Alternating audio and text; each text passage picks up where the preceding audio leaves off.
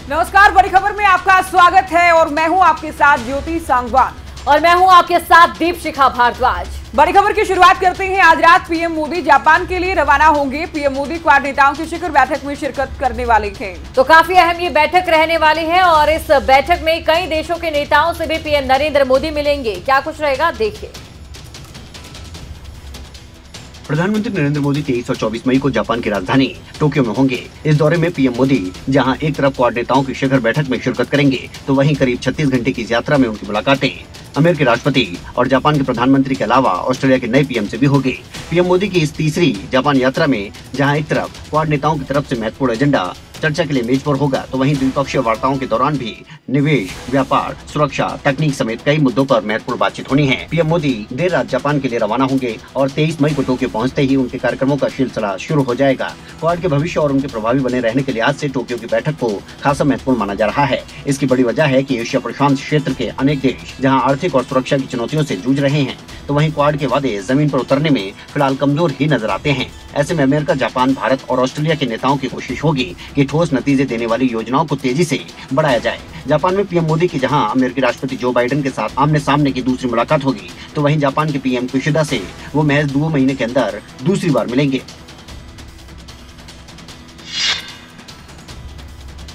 और चलिए अब रुक करेंगे अगली खबर का। नरेंद्र मोदी ने थॉमस कप विजेताओं से खास बातचीत की है। बिल्कुल, पीएम ने खिलाड़ियों से बात करते हुए कहा कि आपकी जीत पर पूरे भारत को गर्व है। हरियाणा के खिलाड़ियों की तारीफ भी उनकी ओर से की गई। बैडमिंटन के प्रतिष्ठित टूर्नामेंट थॉमस कप पर भारत ने पहली बार टूर्नामेंट जीतकर इतिहास रचा है। प्रधानमंत्री नरेंद्र मोदी ने थॉमस कप विजेताओं से खास बातचीत की। पीएम मोदी ने खिलाड़ियों से बात करते हुए कहा कि आपकी जीत पर पूरे भारत को गर्व है। पीएम मोदी ने इस दौरान टीम से कहा कि आपको अभी और खेलना है और देश को खेल की दुनिया में आगे लेकर जाना है। देश की आने वाली पीढ़ी को खेल के लिए प्रेरित करना है।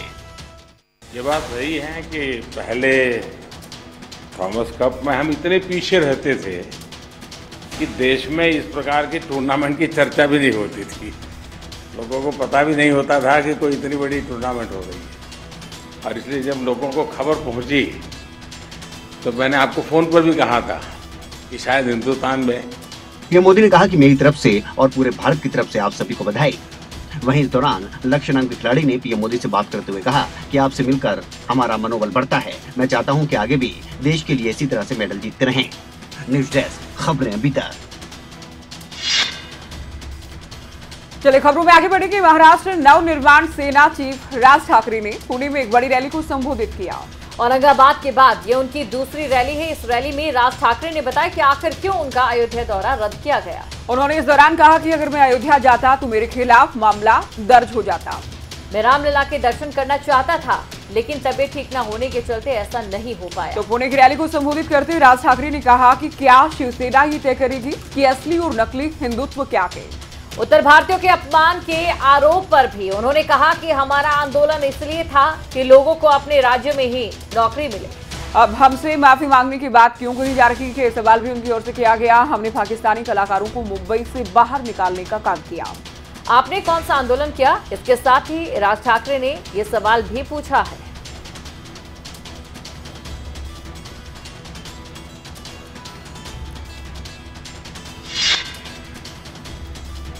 और चलिए अब रुक करेंगे अगली खबर का। हरियाणा के मुख्यमंत्री मनोहर लाल दिल्ली पहुंचे। एक निजी कार्यक्रम में शिरकत उनकी ओर से की गई है। साथ ही सीएम ने पेट्रोल डीजल के दाम को लेकर भी बात की। इस दौरान प्रधानमंत्री नरेंद्र मोदी का आभार भी उन्होंने जताया और इस दौरान की तस्वीरें भी आप देख सकते हैं। तो सीएम मनोहर लाल दिल्ली दौरे पर पहुंचे हैं और कई अहम कार्यक्रम उनके होने वाले हैं। खास तौर पर केंद्रीय मंत्रियों से मुलाकात होगी। हरियाणा के विकास से जुड़ी चर्चा की जाएगी। जी का आभार प्रकट करता हूँ कि क्योंकि महंगाई बढ़ रही है और वो केवल अपने देश में बढ़ रही है ऐसा नहीं है, वर्ल्ड वाइड ये फिनोमेना है। फिर भी हमने अपने केंद्र सरकार की ओर से जो एक्साइज कम करके राहत दी है डीजल में भी और पेट्रोल में भी, उसके लिए मैं उनको बहुत बहुत धन्यवाद। वहीं हिमाचल के सीएम आज दिल्ली पहुंचेंगे। कई केंद्रीय मंत्रियों से मुलाकात उनकी होनी है और हिमाचल प्रदेश से जुड़े मुद्दों पर भी चर्चा करेंगे। आपको बता दें कि हिमाचल में इस साल विधानसभा चुनाव होने जा रहे हैं। ऐसे में सीएम जयराम ठाकुर का ये दौरा काफी अहम माना जा रहा है। इसके अलावा आपको ये भी जानकारी दे दें क्योंकि पीएम नरेंद्र मोदी का भी हिमाचल प्रदेश में दौरा रहने वाला है। उससे पहले सीएम जयराम ठाकुर दिल्ली पहुंचे।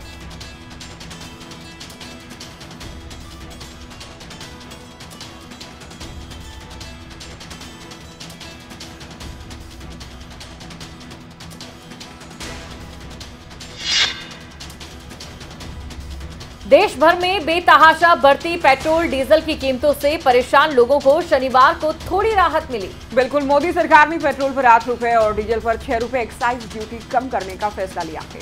और इसी के साथ पेट्रोल 9 रुपए 50 पैसे और डीजल 7 रुपए प्रति लीटर सस्ता हो गया। और वाकई बड़ी राहत के तौर पर इसे देखा जा सकता है। पेट्रोल डीजल की नई कीमत लागू भी हो चुकी है। रविवार को नई दर पर पेट्रोल डीजल मिल रहा है। इसके अलावा कई राज्यों की सरकार ने वैट कम किया।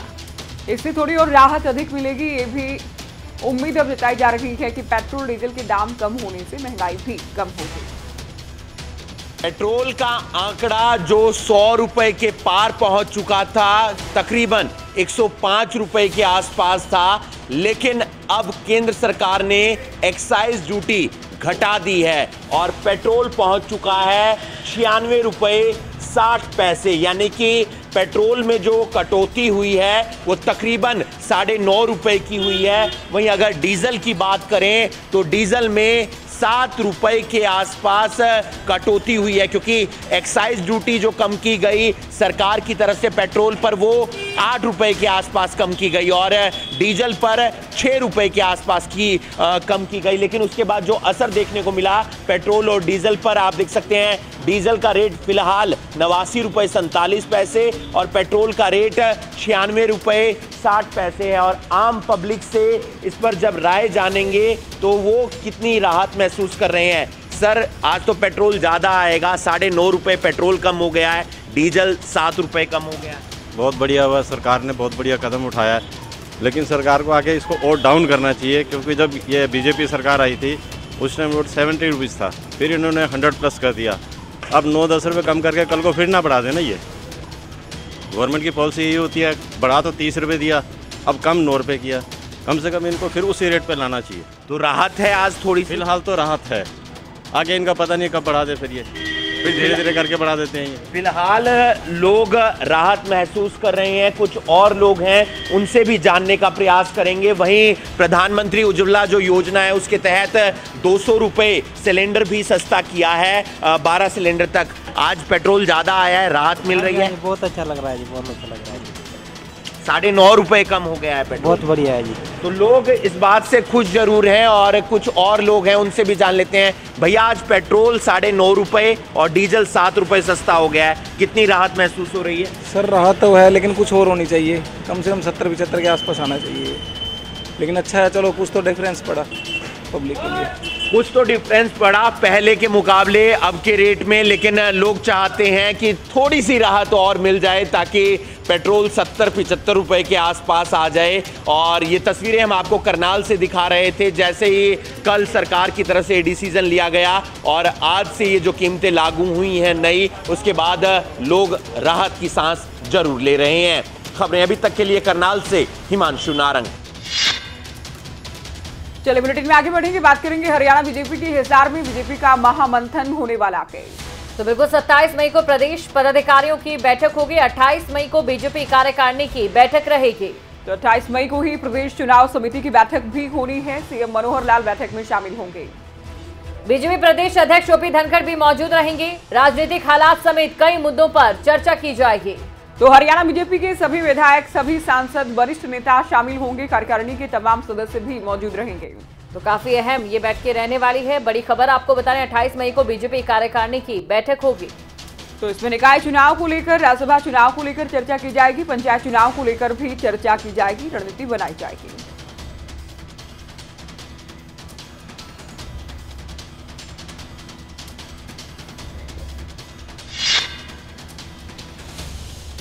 और इसी के साथ आपको बता दें, खबरें अभी तक की खबर पर मुहर लगी है। सोमवार को चुनाव आयोग प्रेस कॉन्फ्रेंस करेगा। बिल्कुल, हरियाणा में नगर निकाय चुनाव की घोषणा कल हो जाएगी। हरियाणा निवास में प्रेस वार्ता होगी। तो बड़ी खबर आपको बता रहे हैं, खबरें अभी तक की खबर पर मुहर लगी है। बिल्कुल, 18 मई को हमने आपको बताया था कि सोमवार को प्रेस वार्ता होगी और तारीखों का ऐलान कर दिया जाएगा। एक बार फिर से खबरें अभी तक की खबर पर मुहर लगी है। तो कल निकाय चुनाव का इंतजार खत्म होने की दिशा में ये प्रेस वार्ता होने वाली है। जानकारी दी जाएगी कि किन तारीखों को चुनाव होने हैं। तो काफी लंबे समय से इंतजार हो रहा था निकाय चुनावों की तारीखों का, और ऐसे में खबरें अभी तक ने जो खबर दिखाई थी, जो समय बताया था प्रेस कॉन्फ्रेंस का, उस पर मुहर लगी है।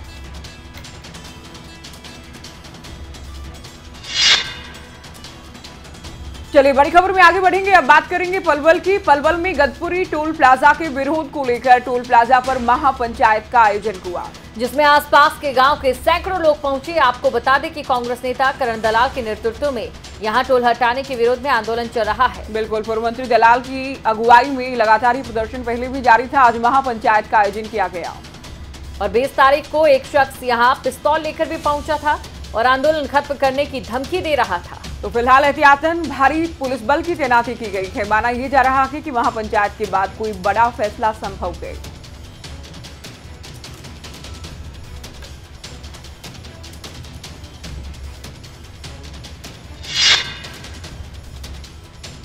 और रुक करेंगे अगली खबर का। अंबाला में दिल्ली अमृतसर नेशनल हाईवे पर रेंज रोवर में सवार 2 युवतियों ने एक कार को टक्कर मार दी। तो कार चालक की जान गई है, जबकि 2 लोग घायल हुए हैं। हादसे के बाद भारी बवाल भी देखा गया। देखिए,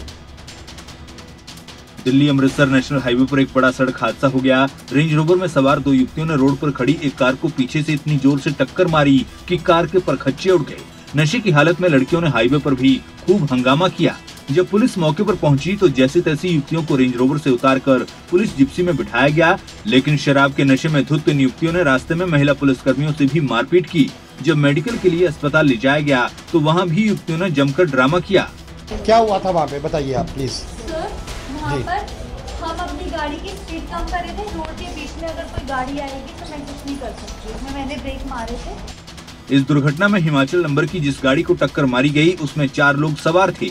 टक्कर इतनी भीषण थी कि कार चालक की मौके पर ही मौत हो गई। वहीं कार में सवार अन्य 3 लोग गंभीर हालत में अस्पताल में भर्ती हैं। मामले में डीएसपी की माने तो दोनों युवतियों का मेडिकल करवाया जा रहा है। दोनों युवतियों ने उनके मुलाजिमों यानी पुलिसकर्मियों के साथ भी मारपीट की है, जिस पर कार्रवाई की जाएगी। चलिए बात करेंगे यूपी की। यूपी के सिद्धार्थनगर में बारातियों से भरी एक कार हादसे का शिकार हो गई, जिसमें 8 लोगों की मौत हो गई। तो सीएम योगी की ओर से हादसे को लेकर दुख भी जताया गया। कि देखिए, उत्तर प्रदेश के सिद्धार्थनगर में एक बड़ा हादसा होने से 8 लोगों की मौत हो गई। बारातियों से भरी अनियंत्रित बोलेरो सड़क पर खड़े एक ट्रक में जा घुसी। हादसे में 8 लोगों की जान चली गई। हादसा बारात से लौटते समय हुआ। गाड़ी में 11 लोग सवार थे। हादसे के बाद चीख पुकार मच गई। घटनास्थल पर राहगीरों की भीड़ जमा हो गई। आनन फानन में हादसे की सूचना पुलिस को दी गई। हादसे की वजह से यातायात बाधित हो गया। हालांकि पुलिस ने ट्रैफिक शुरू करवाया। वहीं सीएम योगी आदित्यनाथ ने भी ट्वीट कर हादसे पर दुख जताया। मामला हमारे यहाँ से बारात गई थी, यहीं बस्ती के पास। बारात वापस आते टाइम एक खड़े ट्रक में गाड़ी अनियंत्रित होके जाके उसमें भिड़ गई।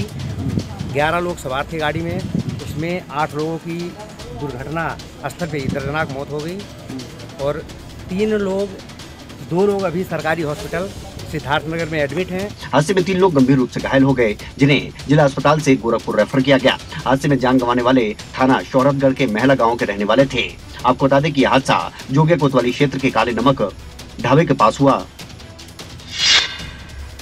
चलिए बात करेंगे यमुनानगर की। ओवरलोड वाहनों पर आरटी की ओर से शिकंजा कसा गया।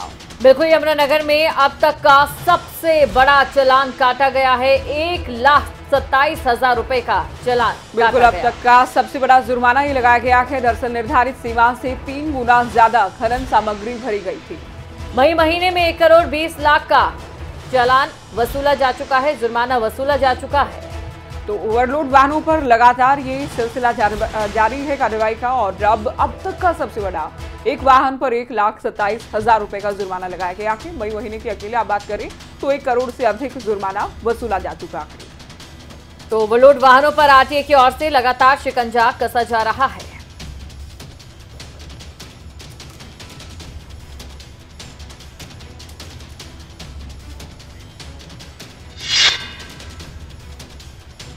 और रुक करेंगे अगली खबर का। हिसार गोलियों की तड़तड़ाहट से उस वक्त गूंज उठा जब कार में सवार 2 युवकों पर अज्ञात हमलावरों ने हमला कर दिया। बिल्कुल, दोनों की हत्या को अंजाम दिया गया। मृतक रोहतक जिले के निदाना के रहने वाले बताए गए। पुट्टी समान गांव के भेड़ुआ रोड पर यह सारी की सारी वारदात हुई है। तो हरियाणा में इन दिनों क्राइम शिखर पर है डबल मर्डर का ही मामला सामने आया है। अज्ञात बदमाशों ने हमलावरों ने वारदात को अंजाम दिया।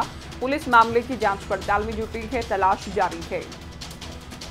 तो कार सवार 2 युवकों की हत्या की वारदात को यहां पर अंजाम दिया गया है। सवाल लगातार बढ़ती ये घटनाएं पूछ रही हैं कि अपराध कब थमेगा।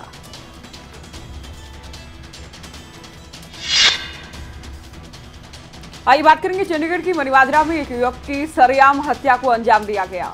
अज्ञात युवकों ने इस वारदात को अंजाम दिया। बता दें कि हत्या की पूरी वारदात सीसीटीवी कैमरे में कैद हुई है और हमलावरों की तलाश में पुलिस की ओर से लगातार तलाशी अभियान भी चलाया जा रहा है, छापेमारी भी की जा रही है। और कितने बेखौफ हैं ये लोग, आप तस्वीरों में अंदाजा लगा सकते हैं कि हत्या जैसी वारदात को बड़ी आसानी से अंजाम दिया और उसके बाद कोई डर नहीं, न भागने का प्रयास है, न पहचान छुपाने का कोई प्रयास है। तो बड़ी आसानी से हत्या की वारदात को अंजाम देकर ये आरोपी निकल जाता है। अब इन तस्वीरों के आधार पर पुलिस मामले की जांच पड़ताल में जुटी। बिल्कुल, चंडीगढ़ को सेफेस्ट सिटी ऑफ इंडिया के नाम से भी जाना जाता है, लेकिन बावजूद इसके यहाँ पर जिस तरीके से वारदातें अब लगातार बढ़ रही हैं ज्योति, वो हैरान कर रही हैं और सवाल पूछ रही हैं कि ऐसे कैसे आम जनता अपने आप को महसूस करेगी। बिल्कुल दीपशिखा, लगातार क्राइम की घटनाएं सामने आ रही हैं। अब हत्या की वारदात को अंजाम दिया गया कि देखना ये होगा कि आरोपी को कब तक गिरफ्तार किया जाता है। और चलिए अब बात फरीदाबाद की। फरीदाबाद के बल्लभगढ़ में जमीन विवाद को लेकर फायरिंग हो गई। फायरिंग के आरोप परिवार के चाचा और उसके बेटे पर लगे हैं। फायरिंग का सीसीटीवी भी सामने आया है, जो कि आप देख सकते हैं। तो किस तरह से मारपीट की गई है लाठी डंडों से, साथ ही फायरिंग भी की गई है। नकाबपोश लोगों को भी आप देख सकते हैं इन तस्वीरों में। बल्लभगढ़ की घटना बताई जा रही है और जो फायरिंग है उसके आरोप परिवार के ही बाकी सदस्यों पर लगे हैं। तो 2 पक्षों का ये मामला जमीन विवाद बताया गया, जिसमें लाठी डंडों से हमला किया गया, फायरिंग की गई, पुलिस को शिकायत दी गई है। तस्वीरें भी सामने हैं, जिनके आधार पर पुलिस जांच में जुटी है।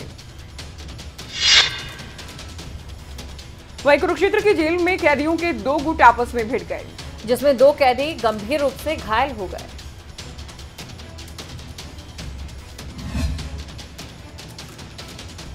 कुरुक्षेत्र जेल में कैदियों के 2 गुटों के बीच जमकर मारपीट हुई। मारपीट के दौरान 2 कैदी गंभीर रूप से घायल हो गए, जिन्हें आनन फानन में इलाज के लिए अस्पताल में भर्ती करवाया गया, जहां गुट के एक कुख्यात कैदी की गंभीर हालत को देखते हुए कल्पना चावला अस्पताल करनाल के लिए रेफर कर दिया गया। अपराध शाखा 2 प्रभारी प्रतीक कुमार ने बताया कि दोनों के भिड़ने की सूचना मिली थी। फिलहाल दोनों का इलाज अस्पताल में चल रहा है। इलाज के बाद ही दोनों अपराधियों से पूछताछ की जाएगी। पूछताछ में जो भी सामने आएगा उसके आधार पर आगे की कार्रवाई की जाएगी।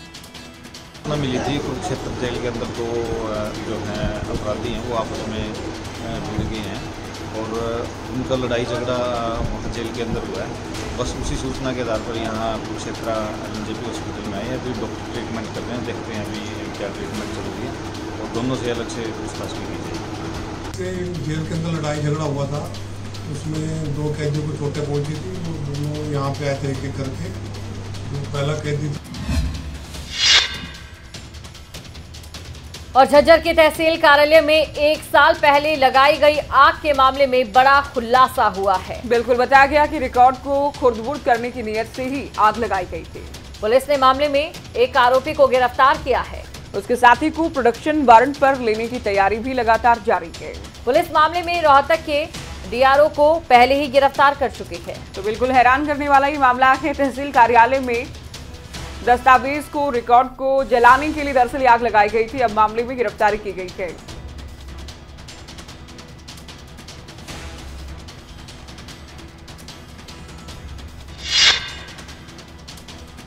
वहीं पानीपत में यूनियन बैंक ऑफ इंडिया में आग लग गई।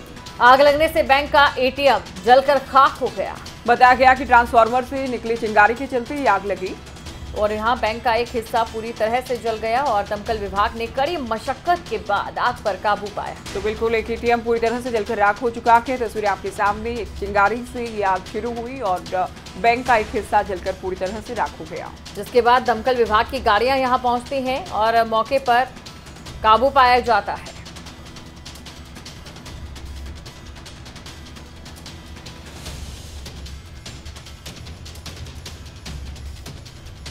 तो पानीपत से मामला सामने आया है। आगजनी का मामला, बैंक में आग लगी और एटीएम पूरी तरह से जलकर राख हो चुका है। तो आगजनी के बाद की तस्वीरें। आग पर हालांकि काबू पा लिया गया, लेकिन तब तक बिल्डिंग का एक बड़ा हिस्सा जल चुका था। और देखिए ज्योति, बीते कुछ दिनों से लगातार आगजनी की खबरें भी सामने आ रही हैं और कई सवाल यहां पर उठ रहे हैं। यहां पर भी आगजनी होती है, फायर ब्रिगेड की गाड़ी पहुंचती है और मौके पर हालांकि काबू जरूर पा लिया जाता है। बिल्कुल। देश में कोरोना के मामलों में लगातार कमी आ रही है। पिछले 24 घंटे की बात करें, 2226 नए मामले एक दिन में सामने आए। वहीं 65 लोगों की कोरोना संक्रमण से मौत भी हुई है। भारत में कोरोना वायरस के मामले फिलहाल स्थिर नजर आ रहे हैं। देश में एक बार फिर 2000 से ज्यादा कोरोना के केस सामने आए। हालांकि आंकड़ा एक दिन पहले यानी 21 मई के आंकड़े से थोड़ा कम है। पिछले 24 घंटे में देश में 2226 नए केस सामने आए हैं। वहीं 65 लोगों की कोरोना से मौत हो गई। 22 मई को जारी किए गए आंकड़ों में मौत की संख्या में काफी ज्यादा इजाफा देखने को मिला है। इससे पहले 21 मई को कोरोना के कुल 2323 नए मामले सामने आए थे और 25 लोगों की मौत हुई थी। मंत्रालय के मुताबिक देश में जिन 65 और मरीजों ने जान गंवाई है, उनमें से 63 की मौत केरल में और एक मरीज की मौत दिल्ली और उत्तर प्रदेश में हुई। हालांकि एक्टिव मामलों में अब थोड़ी कमी देखने को मिल रही है। देश में कुल एक्टिव मामले 15,000 से घटकर अब 14,955 तक पहुंच चुके हैं, जिसके बाद एक बार फिर से इसका असर नजर आया और इन बंदिशों की वजह से कोरोना के केस एक बार फिर से नीचे आ रहे हैं और दिन ब दिन ये आंकड़ा कम होता जा रहा है। हालांकि केरला में 63 लोगों की मौत वाकई चिंताजनक है। ऐसे में वहां पर और ज्यादा एहतियात बरतने की जरूरत है। चलिए खबरों में आगे बढ़ेंगे। श्री हेमकुंड साहिब के कपाट रविवार सुबह 10 बजे पूरे विधि विधान के साथ खोल दिए गए। बिल्कुल, पंच प्यारों की अगुवाई में 5000 श्रद्धालु इस क्षण के साक्षी बने। तो करीब 9 बजे पंच प्यारों की अगुवाई में गुरु ग्रंथ साहिब को दरबार साहिब में लाया गया। रविवार सुबह 10 बजे पंच प्यारों की अगुवाई में 5000 श्रद्धालुओं ने हेमकुंड साहिब में मत्था टेका। साथ ही पवित्र सरोवर में श्रद्धालुओं ने स्नान भी किया। ये तस्वीरें आप देख सकते हैं जब श्रद्धालु यहां पर पहुंचे और काफी खुश भी नजर आए। तो पूरे विधि विधान के साथ कपाट खोल दिए गए हैं। जोशीमठ की ये तस्वीरें आपकी टीवी स्क्रीन पर।